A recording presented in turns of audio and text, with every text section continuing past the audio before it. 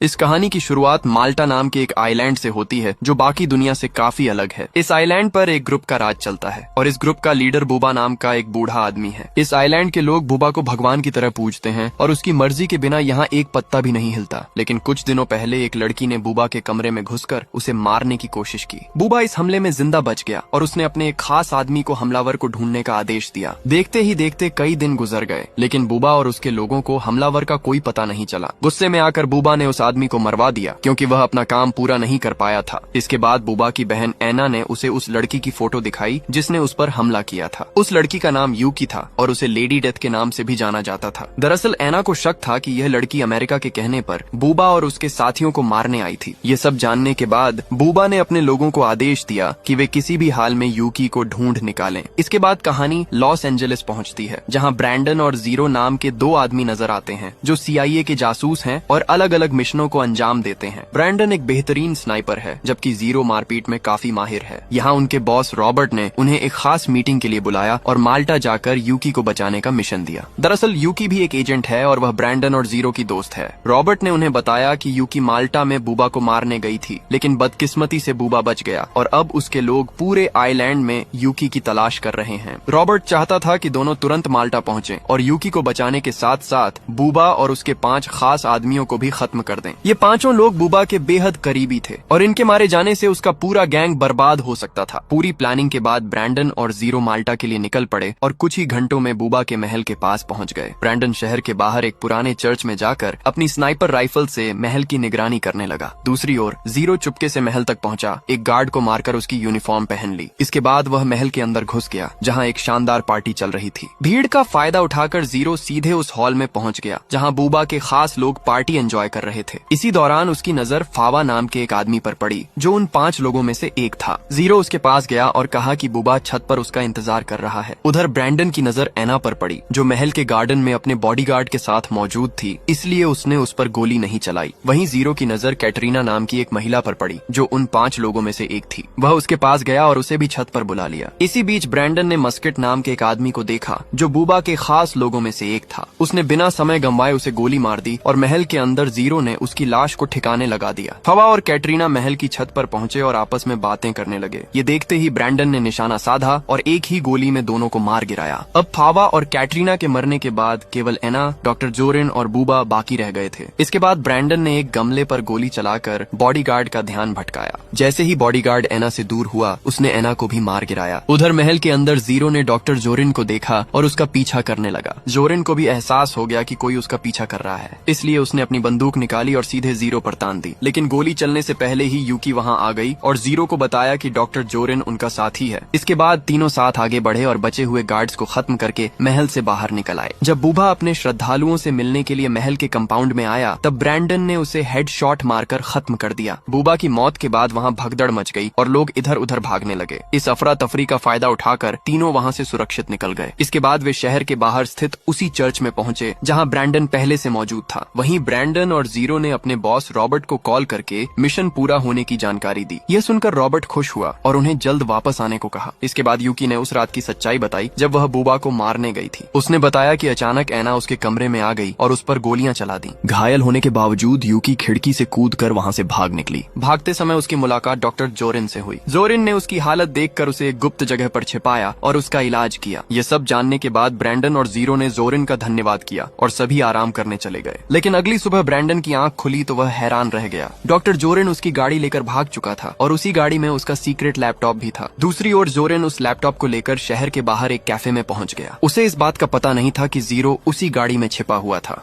जैसे ही जोरिन गाड़ी से उतरा, जीरो चुपचाप उसका पीछा करने लगा। कैफे के अंदर जाकर जोरिन ने ब्रैंडन का लैपटॉप चालू किया और उसमें काम करने लगा। ये देखकर जीरो ने अपने दोस्त पीट को कॉल किया जो CIA का हैकर था। जीरो ने पीट से कहा कि वह पता लगाए कि जोरिन लैपटॉप में क्या कर रहा है। कुछ देर बाद पीट ने बताया कि जोरिन ने लैपटॉप की गुप्त फाइलें अपने फोन में कॉपी कर ली हैं। साथ ही उसने यह भी बताया कि वह इन फाइलों को कैस्पेन नाम के आदमी को बेचने वाला है। इस नाम को याद रखना क्योंकि आगे चलकर यही कहानी में बड़ा मोड़ लाएगा। ये जानकारी मिलने के बाद जीरो ने ब्रैंडन ब्रैंडन और यूकी को सब कुछ बताया। फिर तीनों उस जगह पहुंचे जहां जोरिन कैस्पेन से मिलने वाला था। जैसे ही कैस्पेन वहां पहुंचा, जोरिन ने उसे एक फोन दिया जिसमें सारी गुप्त फाइलें थीं। लेकिन इससे पहले कि वे वहां से निकल पाते, यूकी, जो कैस्पेन की गाड़ी के नीचे छिपी हुई थी, बाहर आई और उसने जोरिन की गर्दन में गोली मार दी। अब यह देखकर कैस्पेन तुरंत एक गाड़ी में बैठा और वहां से भाग निकला। इधर यूकी और ब्रैंडन ने उस पर कई गोलियां चलाईं, लेकिन वह बचकर निकल गया। उस रात तीनों एक होटल में पहुंचे ताकि थोड़ा आराम कर सकें। यहीं यूकी ने एक बड़ा सच बताया कि कैस्पेन उसका पिता है। दरअसल बचपन में यूकी ने अपने माता पिता को खो दिया था। इसके बाद कैस्पेन ने उसे गोद लिया और एक पिता की तरह उसकी देखभाल की। लेकिन जब यूकी करीब 10 साल की हुई तो कैस्पेन ने उसे एक अंधेरे कमरे में बंद कर दिया। करीब 1 महीने बाद उसे वहां से बाहर निकाला गया। अगले 5 सालों तक कैस्पेन ने उसे एक खतरनाक हिटमैन बनने की ट्रेनिंग दी ताकि वह उसके दुश्मनों को खत्म कर सके। फिर अगले 10 सालों तक यूकी ने कैस्पेन के कहने पर कई लोगों को मार डाला। आखिरकार वह इस जिंदगी से तंग आ गई और उसे छोड़कर CIA में शामिल हो गई। दूसरी ओर जब कैस्पेन अपने घर पहुंचा तो एना को जिंदा देखकर हैरान रह गया। यहाँ खुलासा होता है कि एना उस हमले में बच गई थी और अब बदला लेना चाहती है। एना ने कैस्पेन से पूछा कि उसने जोरिन के साथ मिलकर उन्हें धोखा क्यों दिया, लेकिन कैस्पेन ने जवाब देने के बजाय उसे वह फोन दिखाया जो उसे डॉक्टर जोरिन से मिला था। उसने बताया कि इस फोन के जरिए वे यूकी और उसके साथियों को ट्रैक कर सकते हैं। ये सुनकर एना खुश हो गई और बदला लेने के लिए कैस्पेन के साथ हाथ मिला लिया। अगले दिन एना का एक आदमी यूकी को ट्रैक करते हुए एक रेस्टोरेंट तक पहुंच गया। वहां यूकी, ब्रैंडन और जीरो साथ में खाना खा रहे थे। अचानक उस हिटमैन ने उन पर गोलियां बरसानी शुरू कर दी,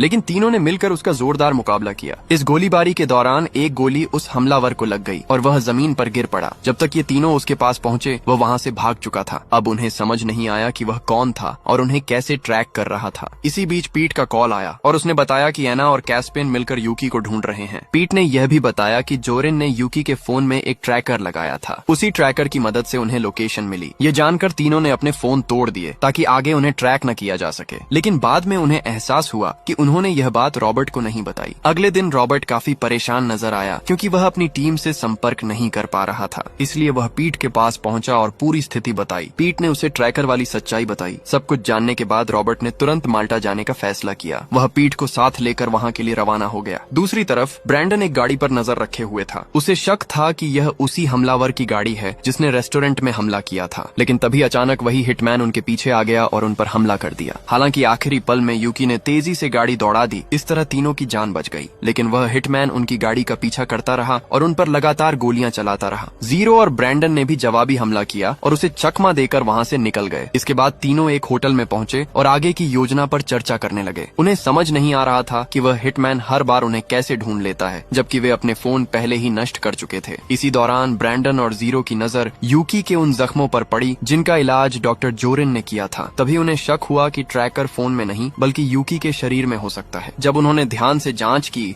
तो उन्हें अंदर एक ट्रैकिंग डिवाइस मिल गया। इससे साफ हो गया कि जोरिन ने इलाज के दौरान ही यह ट्रैकर उसके शरीर में डाल दिया था। यह देखकर ब्रैंडन के दिमाग में एक योजना आई जिससे वे उस हिटमैन को फंसा सकते थे। दूसरी ओर वह हिटमैन अभी भी उसी ट्रैकर का पीछा कर रहा था। सिग्नल के सहारे वह होटल तक पहुंच गया, लेकिन कमरे में पहुंचने पर उसे वहां कोई नहीं मिला और ट्रैकर भी यूकी के शरीर से बाहर रखा हुआ था। ये समझते ही उसे अपनी गलती का एहसास हुआ और वह भागने लगा। जैसे ही उसने दरवाजा खोला, यूकी और उसके साथियों ने उसे गोली मारकर खत्म कर दिया। इसके बाद यूकी ने उसका फोन लिया और तुरंत कैस्पेन को कॉल किया। उसने आमने सामने मिलने की बात कही क्योंकि वह इस कहानी को हमेशा के लिए खत्म करना चाहती थी। कैस्पेन भी इसके लिए तैयार हो गया। दोनों ने शहर के बाहर एक पुराने चर्च में मिलने का फैसला किया। अगली सुबह यूकी वहां पहुंची और कुछ देर बाद कैस्पेन भी अपनी गाड़ी से आ गया। लेकिन तभी एना के गुंडे वहां पहुंचे और ब्रैंडन ऑफ जीरो को बंदी बना लिया। यहाँ खुलासा हुआ कि कैस्पेन और एना ने मिलकर यूकी को धोखा दिया है। इसके बाद तीनों को पकड़कर महल में ले जाया गया। दूसरी ओर रॉबर्ट और पीट एक स्पीड बोट के जरिए महल तक पहुंच गए। रॉबर्ट को अंदाजा हो गया था कि उसके एजेंट खतरे में हैं। महल में घुसते ही पीट ने सभी कैमरों को हैक कर लिया। कैमरों के जरिए रॉबर्ट ने देखा कि उसके तीनों एजेंट्स को बंदी बना लिया गया है। पीट ने उसे अंदर का रास्ता दिखाया और रॉबर्ट गार्ड्स को खत्म करते हुए आगे बढ़ने लगा। उधर कैस्पेन यूकी से बेहद नाराज था क्योंकि उसने उसका साथ छोड़कर CIA ज्वाइन कर लिया था। उसने यूकी पर बंदूक तान दी और उसे मारने ही वाला था, लेकिन तभी यूकी ने उसकी बंदूक छीन ली और सबसे पहले एना को हेडशॉट मारकर खत्म कर दिया। इसके बाद जैसे ही वह कैस्पेन को मारने वाली थी, एना के 2 गार्ड्स ने ब्रैंडन और जीरो पर बंदूक तान दी। अपने साथियों की जान बचाने के लिए यूकी को मजबूर होकर कैस्पेन को छोड़ना पड़ा। इसके बाद कैस्पेन ने तीनों को मारने का आदेश दिया और वहां से जाने लगा। लेकिन इससे पहले कि वे तीनों को मार पाते, रॉबर्ट आखिरी समय पर वहां पहुंच गया और गार्ड्स पर हमला कर दिया। देखते ही देखते वहां जोरदार गोलीबारी शुरू हो गई। ब्रैंडन, जीरो और यूकी ने भी मिलकर गार्ड्स का डटकर मुकाबला किया। ये सब देख देखकर पीट घबरा गया और टीम से अलग होकर महल की पहली मंजिल पर छिप गया। उधर रॉबर्ट और उसके साथी कैस्पेन का पीछा करते हुए आगे बढ़ते गए और रास्ते में आने वाले हर गार्ड को खत्म करते गए। कैस्पेन भी अपनी जान बचाने के लिए पहली मंजिल पर पहुंच गया। वहां उसकी नजर पीट पर पड़ी जो छिपा हुआ था। कैस्पेन ने उस पर गोली चलाने की कोशिश की लेकिन उसकी बंदूक खाली हो चुकी थी। इस मौके का फायदा उठाकर पीट ने उस पर गोली चला दी और उसे बुरी तरह घायल कर दिया। दूसरी ओर यूकी गार्ड से लड़ते हुए महल के बैकयार्ड में पहुंच गई। वहां मौजूद गार्ड्स ने उसे चारों तरफ से घेर लिया और उस पर हमला कर दिया। यूकी ने बहादुरी से मुकाबला किया लेकिन गार्ड्स की संख्या ज्यादा होने के कारण वह कमजोर पड़ने लगी। तभी जीरो मशीन गन लेकर वहां पहुंचा और सभी गार्ड्स को खत्म कर दिया। इसके बाद वे लोग कैस्पेन को ढूंढने के लिए महल के अंदर पहुंचे। वहां उन्होंने देखा कि पीट ने पहले ही उसे घायल कर दिया है। इस बार उन्होंने कैस्पेन को जिंदा छोड़ दिया और पुलिस को सूचना देकर अमेरिका लौट गए। अगले दिन खबरों में दिखाया गया कि पुलिस ने महल को सील कर दिया है और कैस्पेन को गिरफ्तार कर कोर्ट ले जाया जा रहा है। लेकिन जैसे ही वह कोर्ट के बाहर पहुंचा किसी ने उसे हेडशॉट मारकर खत्म कर दिया। बाद में पता चला कि उसे मारने वाली कोई और नहीं बल्कि यूकी थी। दरअसल यूकी जानती थी कि अगर कैस्पेन जेल गया तो वह जल्द ही बाहर आ जाएगा, इसीलिए उसने उसे हमेशा के लिए खत्म करने का फैसला किया और अपनी कहानी का अंत कर दिया।